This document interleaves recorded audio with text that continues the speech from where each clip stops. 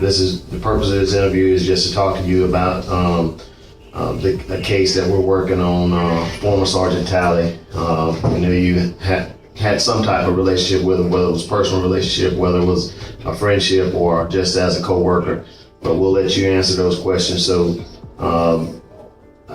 we'll just start with just some brief questions about your knowledge about the former Sergeant Thally. How long have you known him? Oh man, ever since he's been here, several years. Okay. Do you have any idea about how long he's been working here at the police department? I really don't. I mean, off the top of my head, I would imagine over 10 years. I would think, I don't know, probably 10, 12 years. Okay. I really don't know. How long have you been working here? 28 years. Kelly was his lover, but it later came out that William was married to another lady named Rebecca Thally. William's expression changed from one of bewilderment to one of evident anguish, yet his veracity remained in doubt. William's feelings bubbled to the surface as the investigator continued to pry. His anger seemed genuine to some extent, but there was also the sense that he was just using it as a ploy to shift blame away from himself and vent his discontent with his current situation. The tense interview ended when William finally got a lawyer. William Halley knew that the ins and outs of the police department, but he was still given a life sentence since the evidence against him was so strong. Became a team leader, because at that point we'd always, if we had a mission, I'd always get with him and we would talk about the mission and get a game plan together, do our ops plan and work that way. It was a shock to all of us. I understand. It's a shock all the way around, man. Yeah, both of them. Both sides, believe me. It's like, how do you come to this place? I mean, and then trying to... We're all human, man. I see all that crap on Facebook and trying to blame the police. This ain't got nothing to do with police, ain't got nothing to do with anything. It's two human beings. That's right. Some people snap sometimes, no matter what their career is. There you go. They'll be flipping burgers, they're gonna snap the same way if you a cop, a judge, or whatever. It got nothing to do with your career. I agree. The only lead that the police had was that he left the crime scene in Kelly's vehicle. They knew he had not only received police training, but SWAT as well, so he would be difficult to find. The complexity and intensity of feelings involved in this case exemplified the determination of law enforcement to bring about justice. The case of Matthew Boynton is a disturbing tale of duplicity, intrigue, and suspected police misconduct. Unlike most police investigations, this one took an unexpected route that left everyone perplexed. Arrested without incident and sent to the hospital. 12, okay. Thally, you know me, right, bud? We're taking it no matter what, right? With the man, yeah, remember? All right, brother. We're gonna take care of you now. You ready for the handcuffs?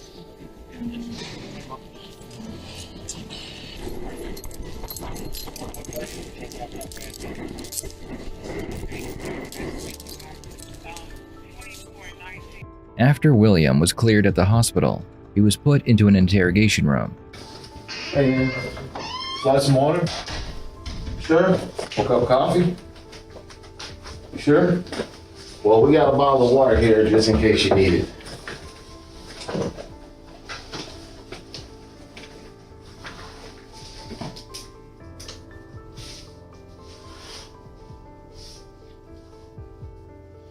Are you gonna be able to sit up for us? Okay. Back hurting you? On April 15, 2016, officers discovered Jessica Boynton, concealed in a closet with a gunshot wound to her head and a police-issued pistol in her hand. The county sheriff proclaimed her dead at the scene, but a medical evaluation at the hospital showed a completely different scenario. There were no gunshot wounds or bullets, only evidence of a blunt force attack to the back of her skull. Jessica's condition, while critical, did not support the sheriff's determination. You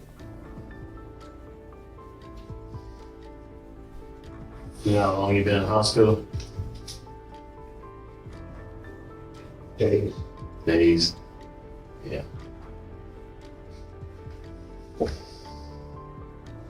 All right, well, I'm here to tell you I'm not your judge, man, okay? I'm not your judge. But we brought you over here. Hopefully we can give a better understanding of maybe what happened on Saturday, Sunday, and hopefully we'll get your side of that, and you can kind of help shed some light on what happened out there, okay? And maybe some of the events that might have led up to this. All right. But before we do that, we got all your information written down here on advice for rights form. You got a bachelor's degree, right? All right. And so we're going to advise you of your rights, and then we'll kind of go from there, okay? Matthew Boynton, a key figure in this confusing case, emerged as a leading suspect. He stated he received a text message from Jessica indicating she was thinking about suicide. He contacted the police after hearing 2 gunshots from their residence. During the police interview, however, Matthew's discrepancies became apparent. When questioned about a bag containing Jessica's personal stuff, his dishonest actions became clear.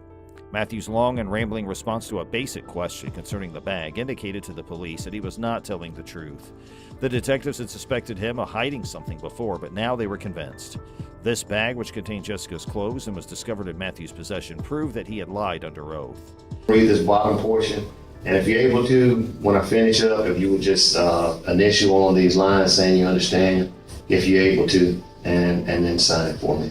The bottom portion is a waiver of rights. It says, I have read or have had read to me the above rights, and I understand what my rights are. I am willing to make a statement and answer questions without having a lawyer present at this time.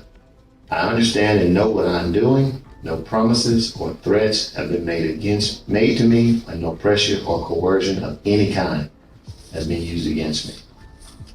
Can I ask what my charges are? Yeah, right now you're charged with murder. You're charged with violation of oath of office, and you're charged Who? with Who? possession of a firearm during the commission of a crime. Who? The bag theft may seem little, but exposed Matthew's credibility issue. Most of his information may be false if he lied about that. He resigned from the police after confessing to taking the bag and lying under oath. The assault on Jessica and that sad night went unresolved, darkening the case. Matthew was never charged with these major crimes, creating police corruption accusations. The county sheriff, his grandfather, had initially declared Jessica dead at the scene, raising his suspicions. The head trauma erased Jessica's memory, therefore the night's events are unknown. This story is a disturbing reminder of power abuse and unsolved questions. Well, I can tell you who, if we can get started there. And it is Kelly.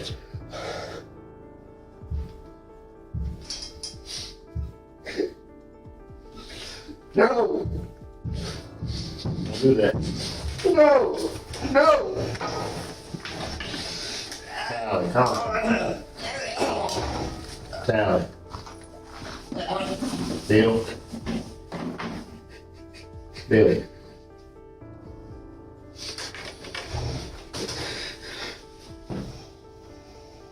No!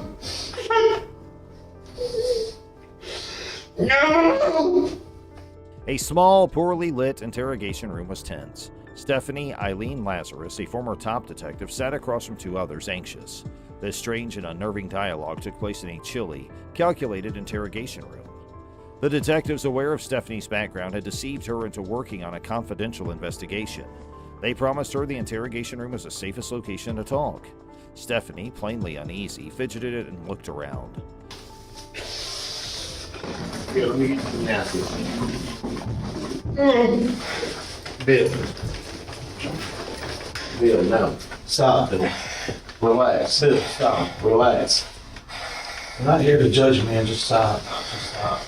Here, you want some water? I think you need to have a sip of water. Relax. Stop.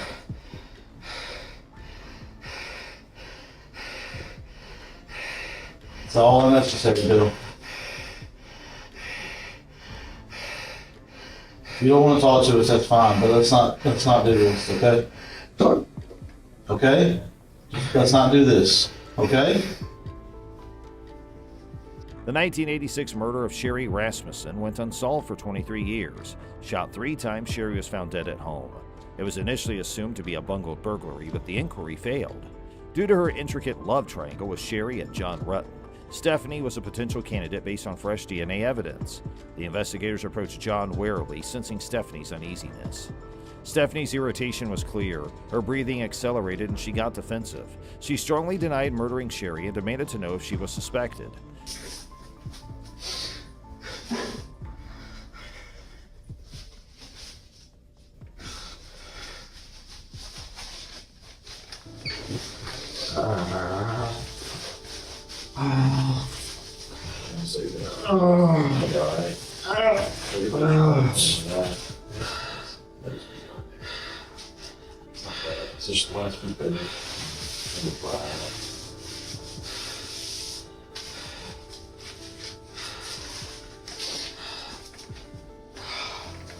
Billy, you don't want to talk to us?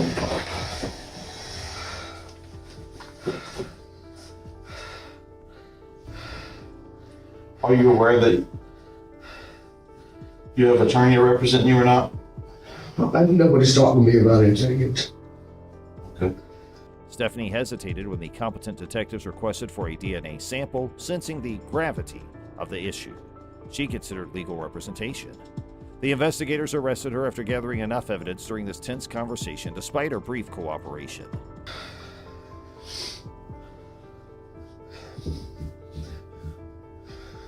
Close the guard. Right now you're hurting yourself. I don't care about me. Well, Who the hell got hurt? there's no one I else. keep hearing when people whisper. Or whispers. You keep hearing whispers? Okay, well, what whispering do you hear? No, tell me the truth. Okay, there's no one else hurt. Okay. Everybody else is okay.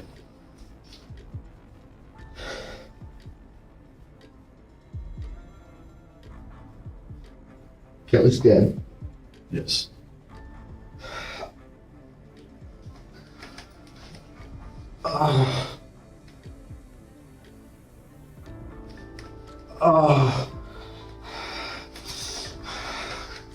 Bill, let's not do this.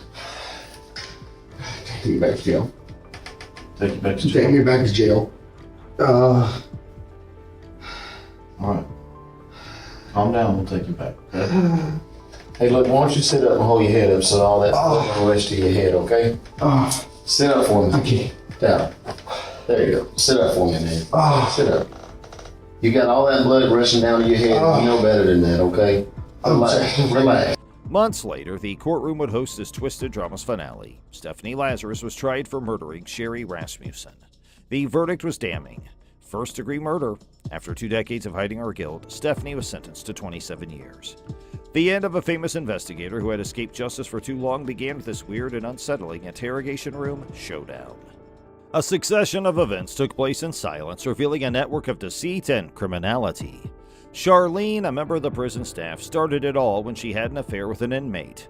Charlene lost her job and could face legal consequences because federal law prohibits any sexual interactions between prison employees and inmates. A zero-tolerance policy against sexual assault in prisons was instituted after this occurrence. Called our 911. Called her back, and she said then that he had a gun. They were asking them to leave. So I don't know anything since then.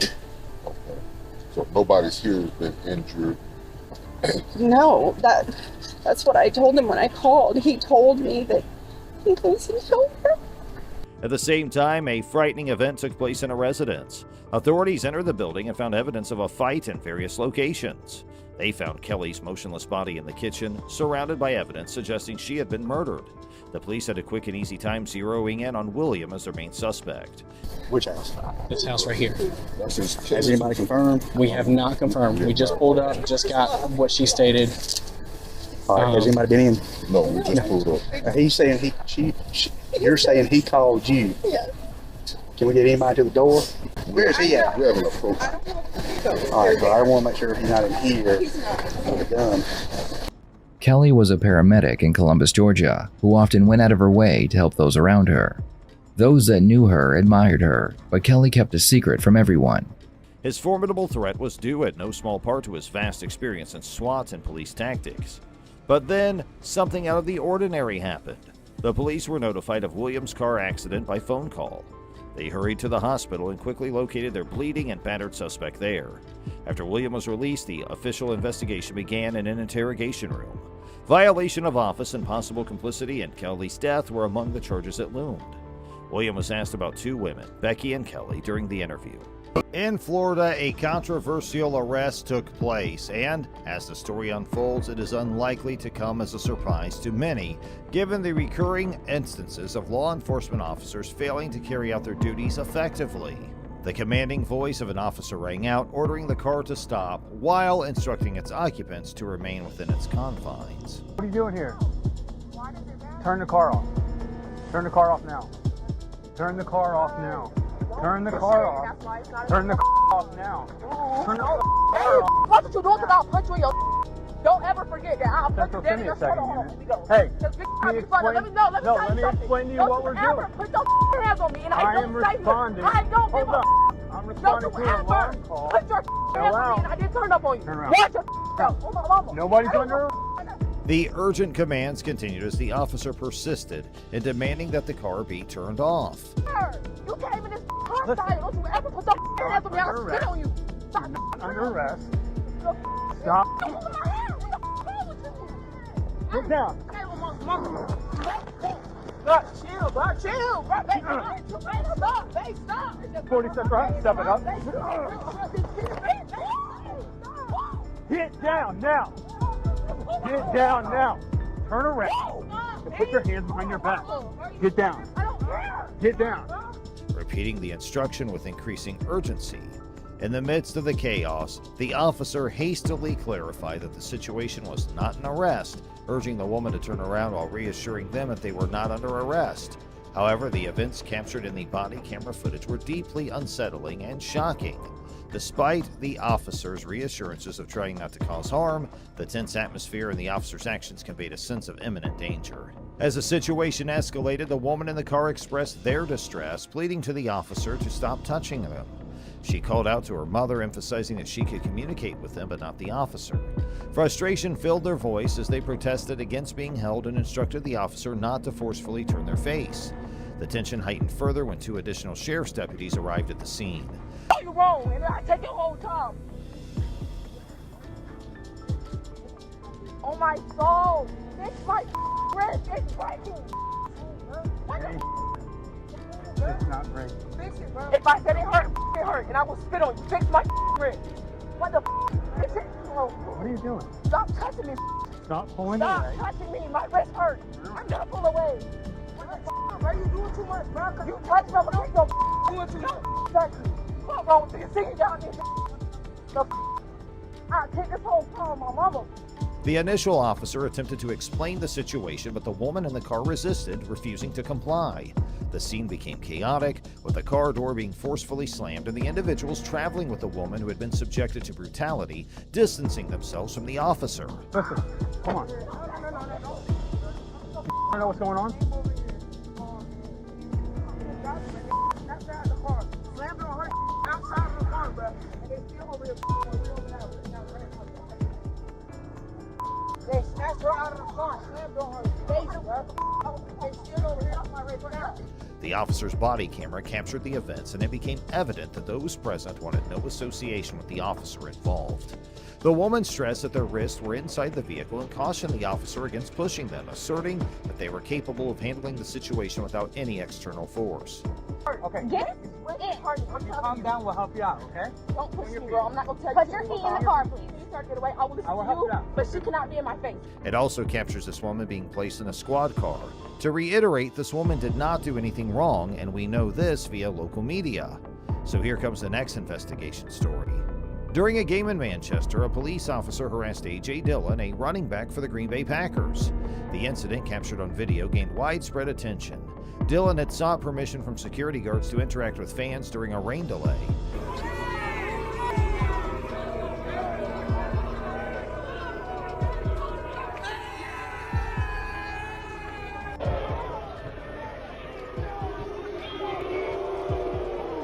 As he prepared to jump back into the stands, the officer grabbed him by the collar and pushed him forward. The Green Bay Police Department acknowledged policy violations by the officer and took appropriate action. The Green Bay Packers appreciated the department's response and reiterated their commitment.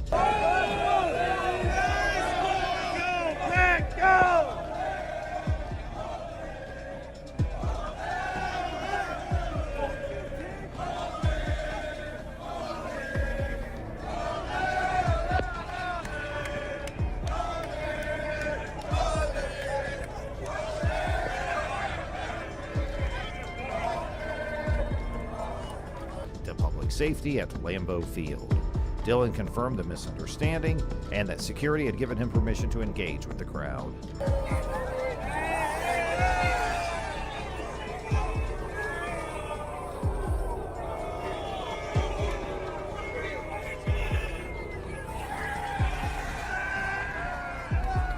Dillon explains while enjoying the game from his family suite. A.J. Dillon witnessed the rain delay and seizing the opportunity for some last-minute fun before training camp, he noticed passionate fans braving the rain and going wild in the stands. Inspired, A.J. suggested to his brother-in-law that they join the enthusiastic crowd. Rain's coming down and they're going crazy, wilding out down there in the stands. I look at my brother-in-law, I'm like, hey, let's go ahead and get down there. Let's go join the fans. So he ran down. Making their way down, A.J. encountered two security guards and sought their permission to stay in a specific section to interact with the fans. Stay in this little section, just show the people some love, and they're like, yeah, so they helped me down.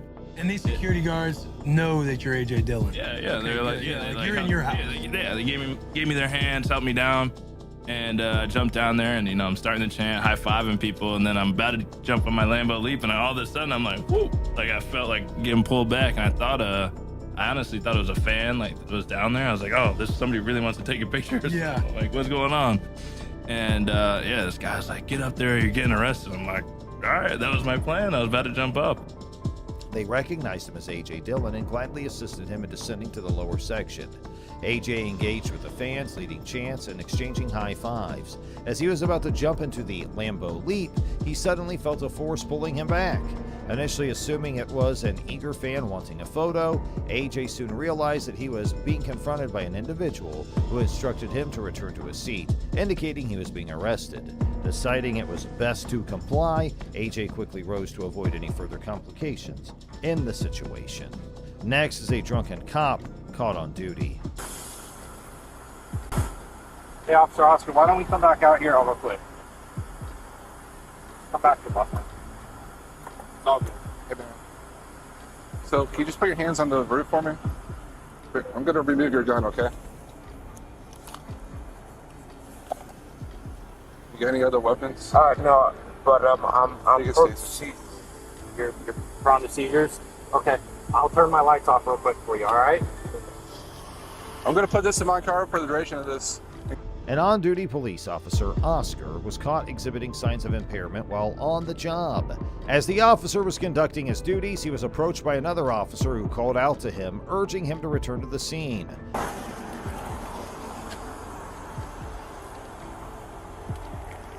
The other officer assured Officer Oscar that everything was all right and requested for him to place his hands on the roof while the individual removed his gun for safety. Officer Oscar complied and informed the person that he did not possess any other weapons but mentioned having seizures. In an attempt to alleviate the situation, Officer Oscar decided to turn his lights off momentarily. Observers noted that despite his efforts to remain composed and collected, Oscar's behavior clearly indicated impairment. I guess it went to you guys. Yes, sir. I'm sure other people was probably calling you. Okay. But, yeah, we got a call. Yeah, he could be having a medical condition, but he was asleep. We passed by his car. He was asleep. He was asleep? When did you pass by his car? Right over here at Center and Firewood. He came and keeps stumbling. Do you smell anything?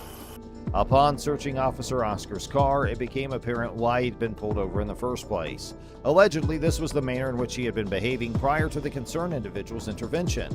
Citizens had dialed 911 to report Officer Oscar's erratic behavior on the road. Witnesses described him as driving all over the road, frequently stopping in the middle of the street or off the road and disregarding stop signs. Despite attempting to reach the Apopka Police Department directly, the concerned individuals were informed that it was closed, prompting them to call 911 instead. They expressed certainty that others may have also placed similar calls, and the conversation briefly mentioned a call regarding firewood, although the context and relevance were unclear. Officer Oscar's condition appeared to be deteriorating as he struggled to maintain his balance and coherence. The conversation took a sudden turn to a discussion about the type of beer that was present in a center console when Officer Oscar initially arrived. The details surrounding the statement were unclear. In an attempt to manage the situation, other officers instructed Officer Oscar to sit down and assured him that emergency medical services would be summoned to transport him. Officer Oscar was asked if he had done anything to celebrate the day, to which he responded negatively. However, he proceeded to disclose that he had taken a significant amount of Benadryl. Acknowledging the nature of their profession, Officer Oscar stated it's often better to be honest. The conversation took a turn as Officer Oscar admitted to having an open container of alcohol in his vehicle, emphasizing that mistakes are made by everyone. The individual speaking with him commented on the stressfulness of their job and alluded to Officer Oscar possibly having had a stressful night prior. They expressed a desire for law enforcement officers to treat everyone with fairness and humanity rather than solely favoring their fellow officers. In a desperate plea, Officer Oscar expressed his desire to avoid going to jail. However, the officers continued to engage with him, assuring him that they would figure things out. They instructed Officer Oscar to place his hands together as if in prayer. In an unexpected twist, the officers chose to disregard their colleagues' pleas and proceeded to arrest him despite the initial leniency displayed. It is worth noting that there is no available information to suggest that Officer Oscar caused harm to anyone while he was on duty. It is hoped that his arrest serves as a wake-up call for him and leads to necessary introspection and change.